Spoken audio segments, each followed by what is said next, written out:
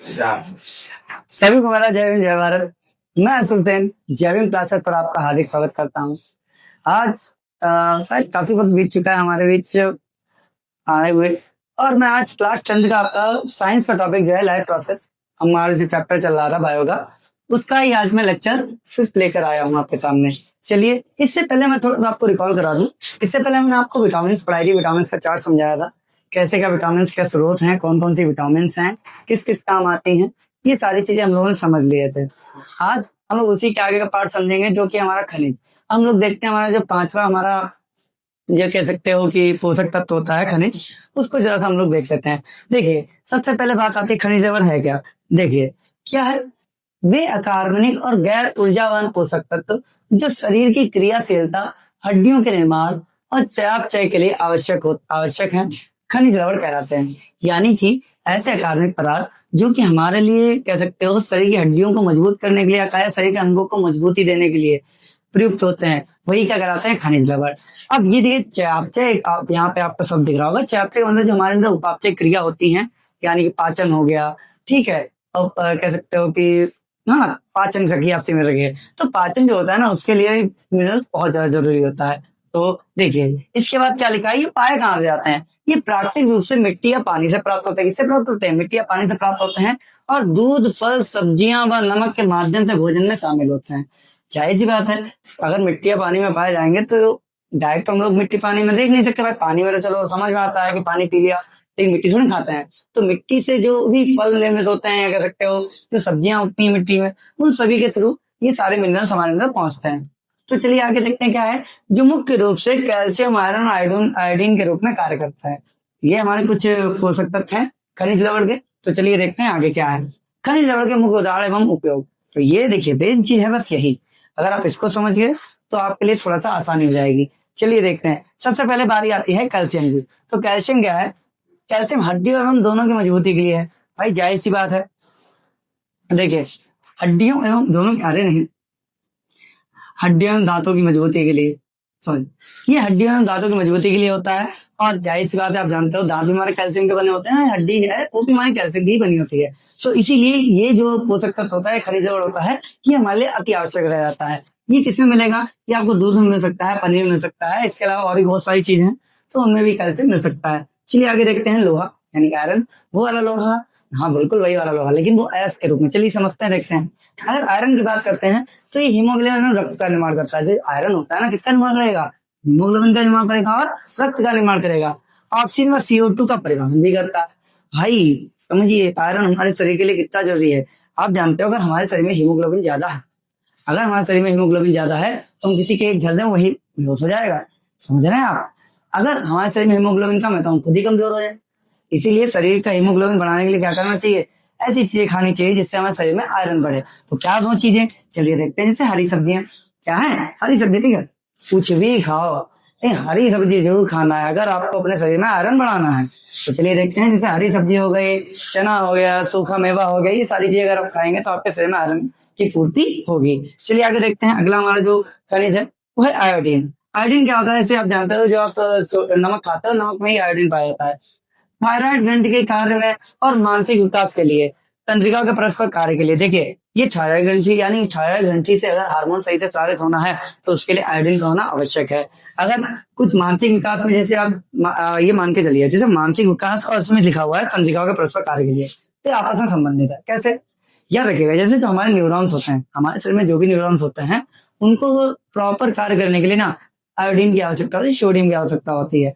अगर ये सोडियम हमको पर्याप्त अवस्था में नहीं पर्याप्त अवस्था में नहीं मिलता है तो याद रखिएगा, इससे हमारे अंदर क्या आ जाता है, सेंसिटिविटी की, या कह सकते हो थोड़ा सा चीजों को एकदम से रिएक्ट करने की जो एक कह सकते हो ताकत होती है, क्षमता होती है, वो कम होती चली जाती है। इसीलिए शरीर में आयोडीन और सोडियम का होना अति आवश्यक होता है, क्योंकि भैया इससे मनोबल भी बढ़ता है, मानसिक विकास भी बढ़ता है, और तंत्रिकाओं का परस्पर जो है कार्य भी सफल हो जाता है। आगे देखते हैं इस शोध कैसे कैसे मिल सकते हैं। देखिए भैया, आयोडीन युक्त नमक खाओ, कुछ नहीं खाना, नमक वैसा नहीं फाकना भैया, सब्जी में खा लो ज्यादा अच्छा है। सिरे सिरे फाकेंगे तो भी समस्या है, लेकिन हाँ वो गिट्टा वाला था, सफेद वाला गिट्टा वाला, काला वाला गिट्टा, देखे हो ना, हाँ वो वाला नमक होता है, टेस्ट लगता है बढ़िया, ऐसा थोड़ा सा गिट्टा तोड़ के मस्त वाला बढ़िया लगता है, नहीं चबाना, नहीं चूस लेना। आगे देखते हैं पोटेशियम की बात, पोटेशियम और मैग्नीशियम। ये देखिए ये जरूरी क्यों है? क्योंकि शरीर में जल संतुलन और मांसपेशियों के कार्य तथा ऊर्जा उत्पादन के लिए ये जरूरी होते हैं, इसीलिए इनको ग्रहण करना भी अति आवश्यक है। अब ये मिलेंगे कहाँ भैया? तो ये मिलेंगे कहाँ? हरी पत्तीदार सब्जियों में मिलेंगे, या फिर कह सकते हो ड्राई फ्रूट्स में मिलेंगे, और फिर फलियां होती है, जैसे आप कह सकते हो लोबिया होती हैं, सल्ला की छियां होती हैं, और भी बहुत सारी फलियां होती है, जैसे कह सकते हो बीन्स होती हैं। ये सारी बीन्स जितनी भी फलियां हैं, ये सारे आपके आयरन बढ़ाने के काम आती हैं, सॉरी मैग्नीशियम पोटेशियम बनाने के काम आती हैं। पोटेशियम के लिए आप एक फल भी खा सकते हो, आप जानते हो केला खा सकते हो, केले में भी बहुत सारा पोटेशियम होता है, तो उसके लिए भी आप बिल्कुल खाइए, बहुत अच्छा है। एक होता है सहजन की फलियां, अगर आप सहजन की फलियां खाते हैं तो उससे आपको आयरन भी मिल जाएगा, पोटेशियम भी मिल जाएगा और मैग्नीशियम भी मिल जाएगा। तो सहजन की छियां भी खाना भी बहुत अच्छा लाभदायक होता है। आप सोयाबीन खा सकते हैं, सोयाबीन मोस्टली बहुत सारे प्रोटीन पाए जाते हैं, बहुत सारे विटामिन खनिज लवण पाए जाते हैं। आप डार्क चॉकलेट खा सकते हैं, चॉकलेट तो मोस्टली बच्चों को पसंद भी बहुत सारी होती है, तो बढ़िया कदक करिया वाली हो, घोर करिया वाली, बहुत बढ़िया चॉकलेट होती है, लेकिन स्वाद नहीं अच्छा लगता है, लेकिन हाँ वो हमारे लिए फायदा करती है, तो आप खा सकते हैं। उम्मीद है ये चीज आपको समझ आई होगी। चलिए अब हम देखते हैं इसके आगे का पार्ट, जो कि अब बारी बारी है सजीवों में पोषण की। चलिए आप चाहें तो इसका स्क्रीनशॉट ले सकते हैं। चलिए अब हम देखते हैं अमीबा में पोषण। देखिए अमीबा में पोषण थोड़ा सा जरूरी है, देखते हो सबसे पहले हेडिंग क्या पड़ी है? सजीवों में पोषण, यानी सजीव जैसे हम लोग भी हैं, सूक्ष्म जीव भी हैं। तो पहले हम लोग सूक्ष्म जीव में पोषण देखेंगे, जिसमें हम लोग देखेंगे अमीबा का पोषण। ये हमारे एग्जाम पर्सपेक्टिव से बहुत ज्यादा इंपॉर्टेंट है, इसीलिए इसको अच्छे से समझना है और बिल्कुल यही याद करके जाना है।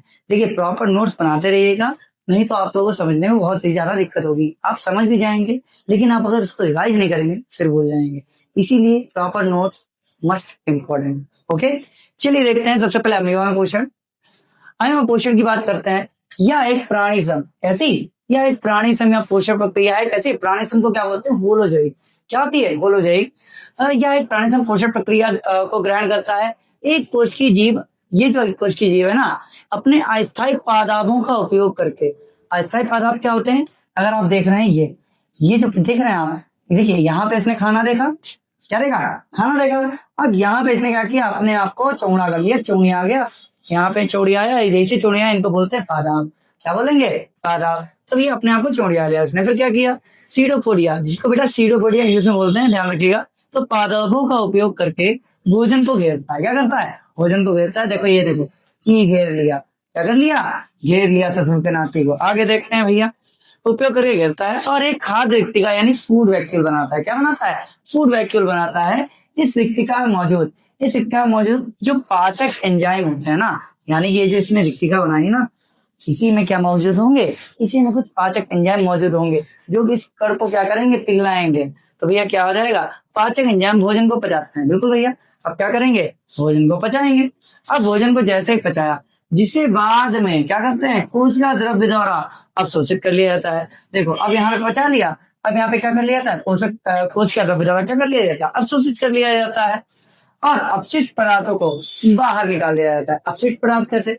ऐसे पदार्थ जो कहते हैं उसके पोषण में या काजा अमीबा के पोषण में सहायक नहीं है, तो उनको अमीबा क्या कर देता है? बाहर फेंक देता है, यानी कि अपने सतह पर चिपका लेता है। यानी कि जैसे एसिमिलेशन करेगा, एसिमिलेशन के बाद क्या होगा? यहाँ पे कुछ बचे हुए पदार्थ जो होंगे उनको वो सतह के बाहर ले आएगा चिपका कर, और भैया फिर उनको छोड़ देगा। यही क्या हो जाता है? ये हो जाता है एजेशन, यानी कि निष्कासन। अब हम लोग समझेंगे सारे इसके जो स्टेप है वो लोग बाय नंबर समझेंगे।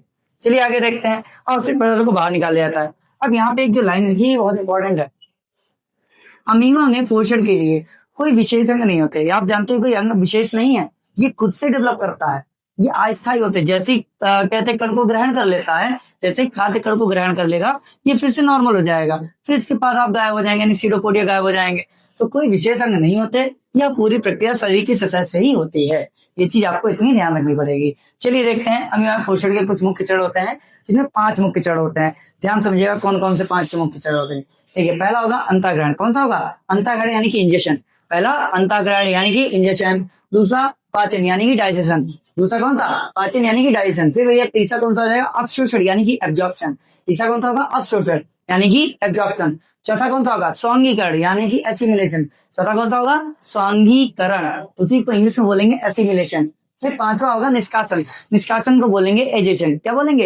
एजेशन। फिर से समझते हैं। पहला होगा अंतःग्रहण, दूसरा होगा पाचन, तीसरा होगा अवशोषण, चौथा होगा स्वांगीकरण और पांचवा होगा निष्कासन। देखिए अंतःग्रहण में क्या होता है, यानी कि इंजेक्शन में क्या होता है, चलिए समझते हैं। अमीबा भोजन भोजन जो कि सूक्ष्म जीव होते हैं के कणों का पता लगाता है। तो अमीबा क्या करेगा, इन कणों का पता लगाएगा, और जैसे इसने पता लगाया, देखा या पूरा हो सफल गुना, अब पकड़ लेगा। अब भैया जैसे देखो कि हा खाना आ गया, हज्जा हो ले अपनी बाहें फैलाए रहे, यानी कि पादाब बनाए रहे, क्या बनाए, पादाब, आई से पकड़ ले, पकड़ के रहे, क्या करे, तनिक आगे वो इसे पकड़। तो इसको क्या बोलेंगे भैया कि इसने बनाए अपने पादाब, यानी कि सीडोपोडिया। अब पैसा खेल लो, पादाब पे यानी खाद्य को घेर लिए। अब खाद्य को घेर लिया, उसके बाद क्या करता है, पादाबों के मिलने से बनी खाद्य धानी में पाचक रस स्रावित होते हैं, जो भोजन को सरल पोषक तत्वों में तोड़ते हैं। अब देखो यहाँ पे भैया क्या बन गई, ये पूरी एक बन गई भैया रिक्तिका, खाद्य रिक्तिका यानी कि फूड वैक्यूल। अब फूड वैक्यूल बन गई, अब तो घेरना पड़ गया, और जैसे घेर लिया पकड़ गए भैया, अब यहाँ से पाचक एंजाइम निकलेंगे। अब पाचक एंजाइम निकलेंगे, अब भाई कड़की का मजा कुछ कर ले, तो भैया ये धीरे धीरे क्या हो करके पचक जाता, यानी कि टूट जाता है छोटे छोटे कणों में। अब बेटा क्या होगा, ये छोटे कणों में टूट जाता है, और फिर क्या हो जाता है, पोषक तत्व जो इसके बनते हैं, यानी कि अब होगा अवशोषण। अब क्या होगा, अवशोषण। तो पचे हुए पोषक तत्व खाद्य धानी से कोशिका द्रव्य में अवशोषित हो जाते हैं। तो बेटा जो भी यहाँ पे पोषक तत्व अवशोषित होंगे, अब भैया क्या कर ले, मतलब पोषक तत्व बनेंगे, उनको कौन चूस लेगा, उनको भैया चूस लेगा कोशिका द्रव्य। कोशिका द्रव्य को अपनी भी हेल्थ तो बढ़ानी है ना भाई।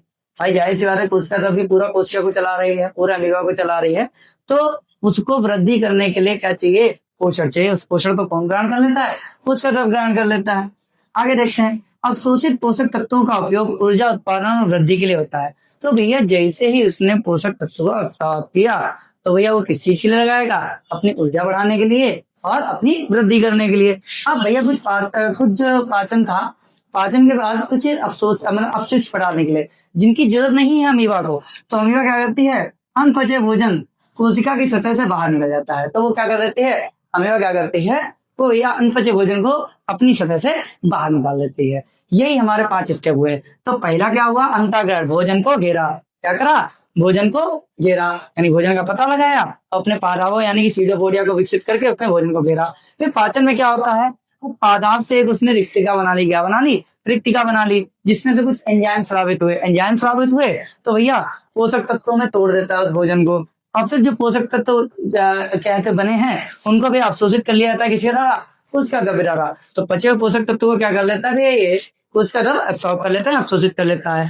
फिर वही अवशोषित पोषक तत्वों का उपयोग किसमें किया जाता है, ऊर्जा बनाने में, और इसमें किया जाएगा, वृद्धि में किया जाएगा। अब जो अनपचा भोजन है, कोशिका की सतह से वो क्या हो जाएगा, बाहर निकल जाएगा। तो उम्मीद है 5 स्टेप आपको समझ आएंगे। पहला कौन सा है, अंतःग्रहण, दूसरा कौन सा है, पाचन, तीसरा कौन सा है, अवशोषण, चौथा है स्वांगीकरण, पांचवा है निष्कासन। अगर आपको अभी भी नहीं समझ में आए हैं, तो आप एक बार वीडियो फिर से देखिएगा, और आपको पूरी तरीके से समझ में आ जाएंगे। आप चाहें तो एक इसका स्क्रीनशॉट भी ले सकते हैं। देखिए ऐसा है, अब जैसे ही उम्मीद है कि मैं जल्दी जल्दी की वीडियो लाऊंगा, और देखिए आप अगर इसके प्रॉपर नोट्स बनाते रहेंगे, तो यकीन मानिए आपको पेपर में बहुत ही ज्यादा हेल्प मिलेगी। क्योंकि इसके बाद जो टॉपिक है वो बहुत ही ज्यादा इंपॉर्टेंट है, क्योंकि इसके बाद हम लोग पढ़ेंगे मनुष्यों में पोषण, और मनुष्यों में पोषण का सबसे जरूरी पार्ट कौन सा होता है, पाचन। और पाचन की पूरी क्रियाविधि को हम लोग एक ही बार में समझेंगे, और ऐसा समझेंगे कभी भूलेंगे नहीं, डोंट वरी।